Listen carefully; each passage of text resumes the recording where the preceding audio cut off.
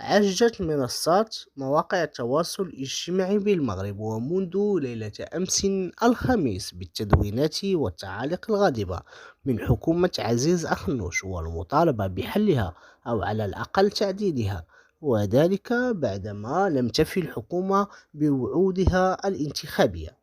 وأجمع نشطاء منصات التواصل في تدويناتهم على ضرورة تدخل الملك محمد السادس لإنقاذهم من مخالب حكومة أخنوش التي تنهش جيوبهم وتضرب قدرتهم الشرائية.